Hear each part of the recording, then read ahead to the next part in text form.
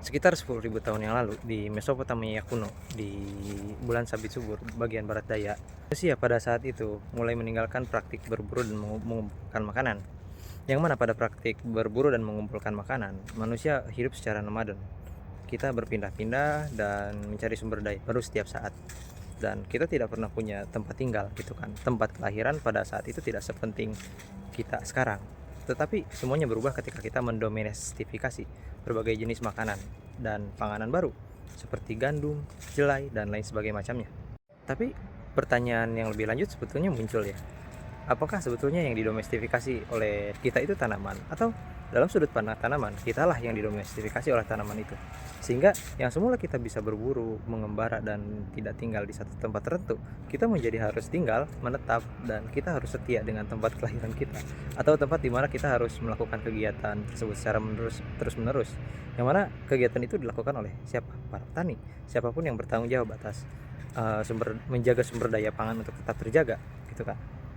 Sumber lain menyebut dalam bukunya Richard Dawkins yang berjudul Selfish Gene, em, tanaman adalah, ya anggap sajalah semua organisme hidup itu adalah mesin replikasi gitu yang membawa gen-gen mereka, gen-gen terbaik gitu.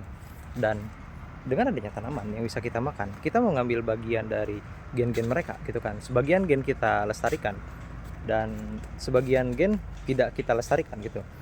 Buktinya apa? Buktinya bahwa apapun yang kita budidayakan sekarang itu pasti jauh lebih baik, dalam arti jauh lebih menguntungkan. Berbagai macam fitur yang dimiliki oleh tanaman tersebut, mekanisme adaptasinya atau apapun itu yang kita eksploitasi, dan sebagai gantinya kita mendapatkan sesuatu. Kita mendapatkan makanan dari apa yang kita eksploitasi dari tanaman-tanaman ini. Dan sebagai gantinya juga, tanaman-tanaman ini tidak perlu repot-repot untuk menjadi lebih sesuai gitu kan, karena kitalah yang memilih kesesuaian yang mereka punya dan kita mengeksploitasi itu. Sebagai gantinya kita dapat makanan, kita dapat sumber pangan yang kita pilih dan kita terima setiap saat dari tanaman-tanaman ini.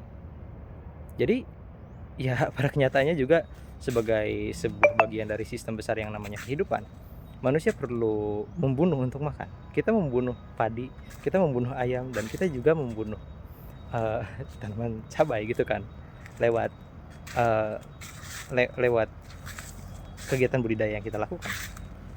Dan juga jika kita sadari bahwa setiap hal yang kita makan kebanyakan merupakan hasil dari budidaya generatif. Dan itu bisa kita lihat dari tanaman-tanaman yang kita makan itu punya bunga dan punya buah, yang mana setiap bunga dan buah itu berpotensi untuk hidup kembali. Tetapi kita juga terkadang tidak menginginkan itu dan menjadikan mereka juga sumber makanan kita. Jadi apakah juga pada akhirnya kitalah yang diuntungkan oleh tanaman-tanaman itu karena mereka bisa lestari dengan mudah, dan mereka juga punya apa ya, tingkat kehidupan gen yang jauh lebih panjang dibanding saudara-saudaranya yang tidak hidup karena tidak memiliki keuntungan yang langsung dirasakan oleh manusia, itu kan. Gimana menurut teman-teman? Terima kasih.